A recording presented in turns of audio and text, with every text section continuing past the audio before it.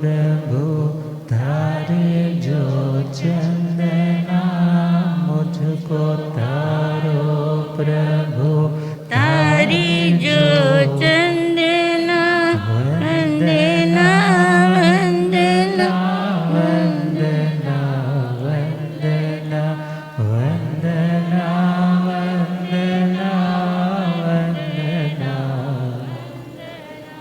अनंत अनंत शांति के निकेतन शासनपति श्रमण भगवान महावीर स्वामी के पावन चरणा रविंदों में हार्दिक भावना वंदन नमन। मेरे अंधेरे जीवन को रोशनी प्रदान करने वाले परम उपकारी आगम ज्ञान के भंडार आगम ज्ञाता आगम पुरुष शासनरतन हिमाचल केसरी उपाध्याय भगवंत श्रद्धेय गुरुदेव श्री जितेंद्र मुनि जी महाराज के पावन चरण कमलों में हार्दिक भावना वंदन नमन। आदरणीय सेवाभावी श्री प्रशमित मुनि जी पाठ पर शोभायमान भगवती स्वरूपा कोकिल कंठी सरलता समता सहजता विनय की प्रतिमूर्ति महासाध्वी श्री मीना जी महाराज, पंजाब वीरांगना कोकिल कंठी प्रतिभा मूर्ति सरस्वती पुत्री महासाध्वी श्री किरण जी महाराज, समस्त आदरणीय भगवती स्वरूपा महासाध्वी वृंद, धर्म सभा में उपस्थित धर्मानुरागियों, सुशीलवती माताओं एवं बहनों, असीम पुण्योदय से भाग्योदय से आप सबको इस पावन चक्रवृद्ध संघ का पावन अंग बनने का सौभाग्य मिल रहा है। आज बहुत ही उत्साह, बहुत ही उमंग और बहुत ही भक्ति का वातावरण, महासाधु वृंद का मंगलमय पदार्पण, मानो घर बैठे माता स्वरूपा, भगवती स्वरूपा, भगनी स्वरूपा ये महासाधु वृंद पधारी है। गुरुदेव के मंगलमय दीक्षा स्वर्ण जयंती पर तो पधारना नहीं हो पाया, मगर इनके मन में भी था कि हमने जाना है, गुरुदेव के श्री चरणों में पहुंचना है और अपने मंगलमय भाव प्रेषित करने। तो आपके पधारने पर आप समस्त भगवती स्वरूपा महासाधु वृंद का हार्दिक अभिनंदन है, हार्दिक स्वागत है। हम चले परमात्मा की उसी डगर पर जो एक मुमुक्षु आत्मा के लिए परमात्मा ने दिखाई। श्रीमद् उत्तराधर्म सूत्र प्रथम अध्ययन विनय श्रुत। अब परमात्मा फरमाने जा रहे हैं कि कैसे आसन पर बैठना है, मीन्स उठना बैठना सिखा रहे, उठना बैठना सिखा रहे। इसका नाम है काया विनय, इसका नाम है काया विनय। और काया की जो सद प्रवृत्ति है उसका नाम काया विनय है। विनीयन्ते अपनीयन्ते अष्टविध कर्माणि येन स विनय, जिसके द्वारा, जिसके माध्यम से, जिस क्रिया आचरण के माध्यम से 8 प्रकार के कर्म आत्मा से दूर परे हो सके, उस क्रिया का, आचार का, प्रोसेस का, साधना का, उपाय का नाम है विनय।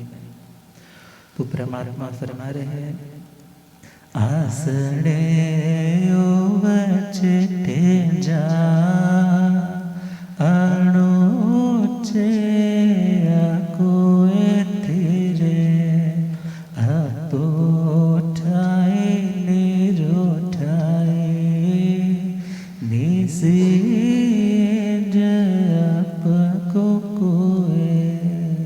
आसने उवचटे जा, आसन पर बैठे। आसने सप्तमी है और अधिकरण अर्थ में है, मीन्स किसी आधार पर जब हमें बैठना है तो उसका नाम रहेगा आसने उवचिट्ठित। आसन पर बैठे, आसन पर बैठे। एक ये हुआ, सेकंड मीनिंग होगा इस आसन में बैठे। आसन इज ए पोस्चर। आसन का मतलब पोस्चर। आस्यते अस्मिनिति आसनम, जिस पोस्चर में या जिस बिछोने के ऊपर बैठा जाए उसका नाम भी, शैया का नाम भी आसन हो गया। जिस पोस्चर में बैठा जाए उसका नाम भी क्या हो गया, बोलो, आसन। तो आसने उपचिट्ठे जा, ऐसे आसन पर शैया पर बैठे जो कैसा हो अनुच्चे। अनुच्चे का मतलब जो अपने गुरुओं के आसन से ऊंचा ना हो, अपने गुरुओं के आसन से ऊंचा ना हो। यह व्यवहारिक दृष्टि से देखे तो विनय धर्म है कि अपने गुरुओं को ऊंचा स्थान देना और खुद उनसे ग्रहण करने के लिए उनके नीचे बैठना। अर्थात दीपक पुराने ज़माने में आले में या ऊंची जगह पे रखा जाता है कि उसका प्रकाश चारों ओर फैल सके। इसी प्रकार जिनसे हमें ज्ञान का प्रकाश रिसीव करना है उन्हें ऊंचे स्थान पर रखना है, और जिनसे ज्ञान लेना है उन्हें तो उत्कृष्टता देनी और खुद को उनके श्री चरणों का मानो दास बना करके चरणों में बैठने का अभ्यास करना। तो अनुच्चय का पहला मतलब हुआ कि ये नहीं है कि आप तो स्वयं तो ऊंचे आसन पर बैठे हैं, गुरु महाराज धरती पर बैठे हैं, इससे सामने अन्य मत का व्यक्ति भी आए तो उसके मन में भी संदेह होगा कि गुरु कौन है और शिष्य कौन। और सेकेंड बात, उनके मन में भी क्या आएगा, अरे जहाँ पर गुरु की इतनी रिस्पेक्ट नहीं है वहाँ पर ये धर्म क्या करते होंगे। अर्थात सामने वाला व्यक्ति तुम्हारे आचरण से प्रभावित होता है, तुम्हारे आचरण से प्रभावित होता है। प्रभाव भी तो दो तरह का है ना, एक है मोटिवेट होना, एक है डीमोटिवेट होना। एक है मोटिवेट होना और दूसरा क्या है, डीमोटिवेट होना। किसी से मिलकर के तुम्हारे अंदर तुम्हारी अच्छाई और बढ़े उसके लिए प्रेरणा मिलती है, और किसी जगह पर जाने से तुम कुछ अच्छा कर रहे हो उससे भी तुम्हारा मन उखड़ने लग जाता है। तो जिनके प्रभाव में आने से तुम्हारा स्वभाव सुरक्षित रहे वो प्रभाव अच्छा है, और जिनके प्रभाव में आने से तुम विभाव में जाओ वो प्रभाव अच्छा नहीं। तो अनुच्चय का पहला मीनिंग हुआ कि ऊंचे आसन पर न बैठे। दूसरा मीनिंग देखें तो दूसरा मीनिंग रहेगा कि जिस पोस्चर में बैठे उस पोस्चर में अक्कड़पन ना हो। जिस पोस्चर में बैठे हैं उस पोस्चर में ये शो ना किया जाए कि मैं इनसे क्या हूँ, बड़ा हूँ। सेकंड शब्द, इसी शब्द का अगला मीनिंग देखे अनुच्चय। अनुच्चय का मतलब रहेगा अपना शैया संस्कार गुरुओं से कम मूल्य वाला रखे। अपना शैया संस्कार, अपना बेडिंग है, अपना जो बिछौना है, ये नहीं गुरु तो फटे पुराने हाल पुराने आसन बिछा रहे हैं और तुम बढ़िया से बढ़िया कपड़े बिछा करके बैठ रहे हो। अर्थात जितना तुम उनसे खुद को डाउन रखोगे तुम उतना ही ज़्यादा अपग्रेड करोगे, उतना ही ऊंचा उठोगे। परमात्मा कह रहे हैं खुद को यदि बुलंदी तक पहुंचाना है तो कद बड़ा नहीं करते एड़ियां उठाने से, कद बड़ा नहीं करते एड़ियां उठाने से। ऊंचाइयां तो मिलती हैं सर को झुकाने से, तो जो झुकेगा वही कुछ प्राप्त कर पाएगा। सेकंड शब्द है अकुए धीरे, अर्थात जिस आसन पर बैठे हैं वो आसन, जैसे कई बार होता है ना कि चूल विंगी होती है, वो पुराने जमाने च मंजियाँ होती थी ना, तो ची ची ची ची की आवाज़ आने लग जाती है। तो ऐसे आसन पर भी नहीं बैठना है, ऐसी शैया पर भी नहीं बैठना है जो खुद क्या है, खुद जो स्ट्रांग नहीं है, जो खुद तुम्हारे डिस्टर्बेंस का कारण बन सकती है, ऐसे आसन पर शैया पर नहीं बैठना है। उसका कारण कई बार सियोंक लगी हो सकती है, जीवों की अयत्ना हो सकती है, शैया टूट सकती है, आत्म विराधना पर विराधना हो सकती है। इसलिए परमात्मा ने कहा कि ऐसे आसन पर बैठे जो अस्पंदमान हो। अस्पंदमान मतलब जो शोर ना करता हो, हिलता ना हो। और धीरे शब्द का मतलब ठा गति निवृत्तो अर्थ में धातु आती, उसी से शब्द बना है स्थिर। तो धीरे का मतलब है स्थिरता, जिस पर बैठकर तुम्हारी स्थिरता बन सके, बढ़ सके। ऐसे पोस्चर में भी बैठना स्टेबल होकर के, और दूसरा ऐसी शैया, ऐसे चेयर या ऐसे पार्ट पर बैठना जो खुद हिलता हुआ न हो। अपूठाई, निरुठाई, अलप उत्थाई। यहाँ अलप शब्द अभाव अर्थ में है। वैसे अलप का मतलब थोड़ा होता है, अलप का मतलब थोड़ा होता है, मगर यहाँ पर जैसे कह देते ना अलप आयु, वो थोड़ी आयुष्य, मगर यहाँ पर अलप का मतलब निषेधार्थक है। निषेधार्थक मतलब जिस शैया पर, जिस पोस्चर में तुम बैठे हो, उस पोस्चर से तुम्हें उठना नहीं है। क्यों नहीं उठना? अर्थात try to maintain your stability. तुम जितना बैठने का अभ्यास करोगे, काया गुप्ति बढ़ेगी। क्या बढ़ेगी? काया गुप्ति बढ़ेगी। काया का मौन सधेगा। सिर्फ वाणी का मौन ही नहीं होता, सबसे फर्स्ट प्रैक्टिस तो शरीर से होती। मेडिटेशन में सबसे पहले क्या बोलते हैं कि काया को क्या करो? स्थिर करो। श्वास का सारा वो इनहेल एक्सहेल करवाते करवाते आपकी स्टेबिलिटी को, इमोशंस जो अनकंट्रोल्ड थे उनको कंट्रोल करने स्टार्ट करवाते। वाणी का मौन करवा दिया। वाणी का मौन होने के बाद लास्ट में आएगा यहाँ पर किसका मौन? मन का मौन। तो कहा है अपूठाई मीन्स शरीर का, काया का मौन करने का अभ्यास करे। अपने जिस स्थान पर बैठा है बिना किसी प्रयोजन के उस स्थान से उठे नहीं।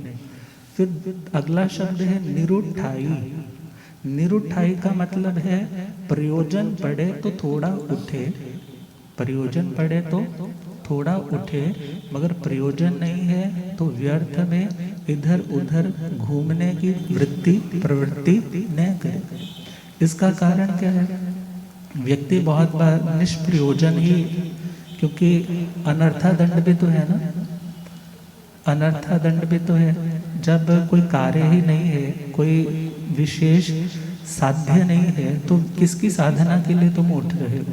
इससे चंचलता बढ़ेगी, एक्सट्रोवर्ट तुम ज़्यादा बनोगे, बहिर्मुखता तुम्हारी बढ़ने लग जाएगी, तुम्हारी वृत्तियां कंट्रोल नहीं रह पाएंगे। तो परमात्मा ने कहा निरुठाई, प्रयोजन नहीं है तो बैठा रहे, प्रयोजन है तो यत्नपूर्वक अपने स्थान से उठे और अपना काम करके लौट आए, वहीं पर बैठ जाए। नीसी यज्ञ अप कुकुए। तो निसी यज्ञ का मतलब तो निषद्या अर्थ में है।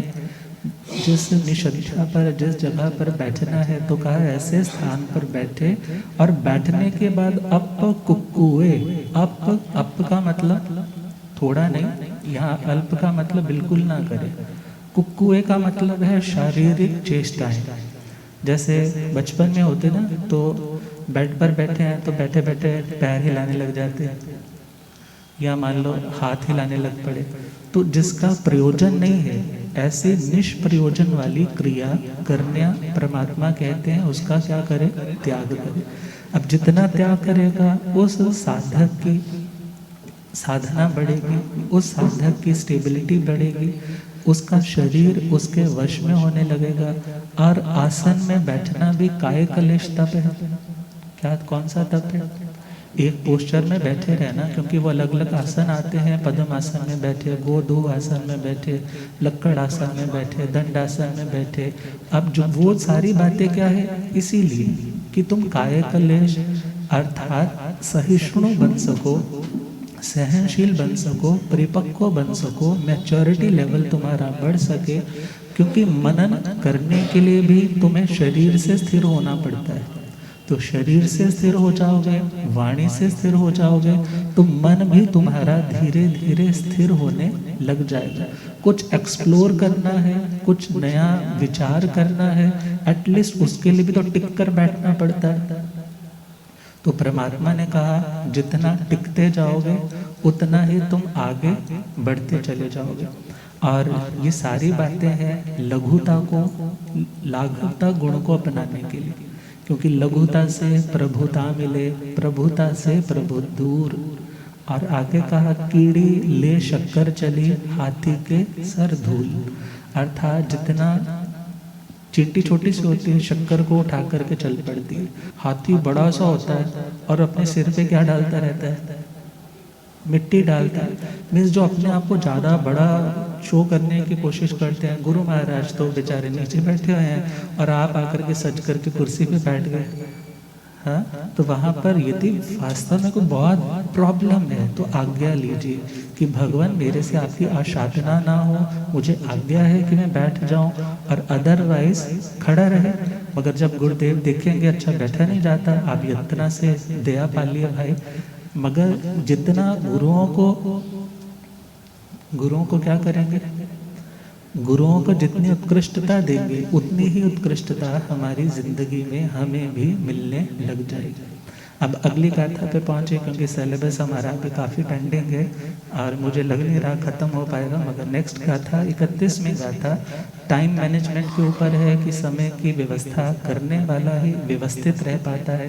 उसे प्रायोरिटी सिलेक्ट करनी है कि कौन सा कार्य प्रधान है, प्रमुख है, मुझे पहले करना है। जो यूजलेस चीज़ें हैं उनको एक और करके अपना फोकस, अपना कंसंट्रेशन, अपनी एनर्जी उसी एक कार्य के ऊपर लगाएगा। तो जब अपने गोल्स अचीव करता जाएगा उसकी पॉजिटिविटी बढ़ती चली जाएगी, क्योंकि पॉजिटिविटी बढ़ती है बाय अचीवमेंट। और जब आप कुछ अचीव नहीं कर पाते हैं नेगेटिविटी बढ़ती है, और वो नेगेटिविटी आपको और आगे बढ़ने से रोकने लग जाती है। तो परमात्मा ने कहा कालेण निकमे भिको कालेण पड़िका में अकालं च विव्यजता काले कालं समाय रे। अब गुरुदेव पधारे। हो रब मेरा सतगुरु बन के आया मैनू, हो रब मेरा सतगुरु बन के आया।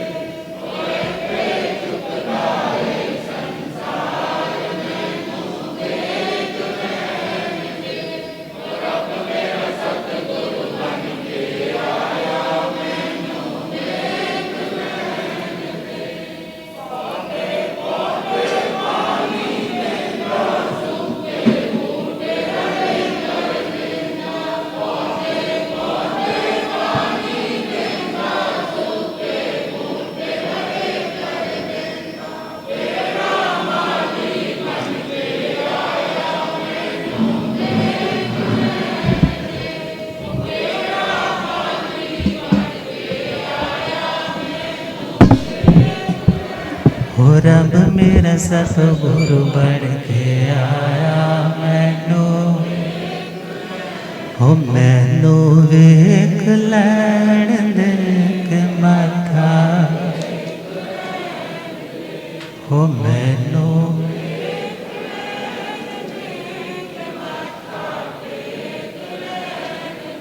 हो रब मेरा सतगुरु बन के आया।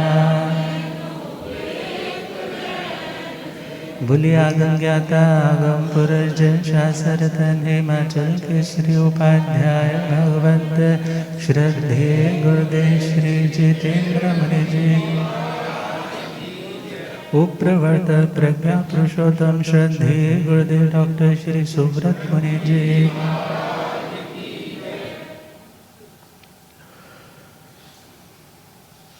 तो परमात्मा ने समय की मैनेजमेंट के लिए कहा कि अब सारा दिन तो स्वाध्याय नहीं करना है, शरीर है तो गोचरी के लिए भी जाना है, मगर गोचरी के लिए भी कब जाना है, जब गृहस्थों के अपने भोजन का वक्त हो गया है।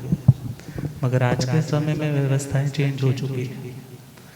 अब विचार करना है, समय पर जाएगा तो कुछ लेकर के आएगा, और वैसे जाएगा तो पात्र खाली खड़खड़ाता आएगा, और गृहस्थों को भी पता नहीं कितना कुछ बोलता आएगा, कैसे है, कुछ बनाते ही नहीं है, जब जाओ कभी ये कच्चा है कभी ये संघट्टा है। मगर परमात्मा कहते हैं जब कार्य तुम समय पर करोगे तो तुम्हें ऐसे अरति भाव का सामना नहीं करना पड़ेगा। और यदि नहीं मिला है तो सोचे कि मैं समय बर्बाद नहीं करूं, चलो ठीक है, आज नहीं मिला कल मिल जाएगा, पॉजिटिव रहे। और उसी के साथ साथ अपनी साधना की निर्दोषता को तपस्या का अंग मान करके भिक्षाचरिता पे हो गया, अब लौट आए, अपना स्वाध्याय का प्रतिलेखना का समय है, उसे वक्त दे। तो परमात्मा ने कहा कालेण निखम्मे भिक्खु कालेण यह पड़ी कमे।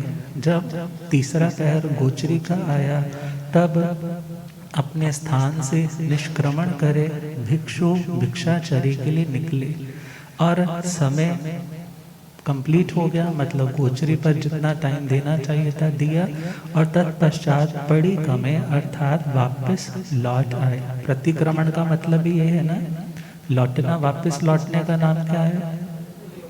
जाना तो हमें जलंधर था मगर रोड पकड़ ली है दिल्ली वाली, पता चला ये तो ठीक नहीं आए हैं तो वापस लौटते। ऐसे ही असंयम में जाते हुए संयम की ओर पुनः लौटने का नाम प्रतिक्रमण। अकालम च विभज्येता, अकाल अर्थात जो कार्य जिस कार्य के लिए, जो समय जिस कार्य के लिए उपयुक्त नहीं है उसका त्याग करे। काले काला समायरे, जो कार्य जिस समय पर निर्धारित है करने के लिए उस कार्य को कालम उस समय पर समायरे, उसका समाचरण करे। समय पे कर लो सारे काम, चिंताओं का फिर क्या काम। समय पे कर लो सारे काम, चिंताओं का। ज्ञान ध्यान में समय लगाकर बन जाओ विद्वान। ज्ञान ध्यान में समय लगाकर बन जाओ। काल प्रति लेखना वक्त को है देखना। काल प्रति लेखना वक्त को है। वक्त पे सोना जागना, वक्त पे खाना पीना। वक्त पे सोना, वक्त पे खाना, वक्त पे पढ़ना, चिंतन करना, सरल हो जीवन जीना। वक्त पे पढ़ना, चिंतन करना, सरल हो जीवन जीना। व्यर्थ की बातों से बचे, बढ़ता है सन्मान। व्यर्थ की बातों से बचे, बढ़ता है बढ़ता है सम्मान कैसा फरमाए भगवान। काल प्रति लेखना वक्त को है प्रति लेखना वक्त को है। कर्मों सुंदर जीव के वक्त भी सुंदर आता। कर्मों सुंदर जीव के वक्त भी सुंदर। बुरे कर्म का बुरा नतीजा बुरा वक्त कहलाता। बुरे कर्म का बुरा नतीजा बुरा वक्त। होवे ज्ञान प्रभास तो मिट जाए अज्ञान। होवे ज्ञान प्रभास तो मिट जाए अज्ञान। वो प्राणी बन जाए भगवान। काल प्रति लेखना वक्त को है देखना। काल प्रति वक्त को है। समय पे कर लो सारे काम। चिंताओं का फिर क्या काम। समय पे कर लो सारे काम। चिंताओं का ज्ञान ध्यान में समय लगा कर बन जाओ विद्वान। ज्ञान ध्यान में समय लगा कर बन जाओ। काल प्रति लेखना वक्त को है देखना। काल प्रति लेखना वक्त को है। तो वक्त मैं देख रहा हूँ ज़्यादा हो रहा है, तो बिनी मंगल में शुभ भावनाओं के साथ पुनः समस्त भगवती स्वरूपा माँ साधु वृंद के मंगल में पदार्पण पे पुनः बहुत हार्दिक अभिनंदन है। अब बड़े गुरुदेव कृपा करेंगे इन्हीं भावनाओं के साथ। ओम शांति।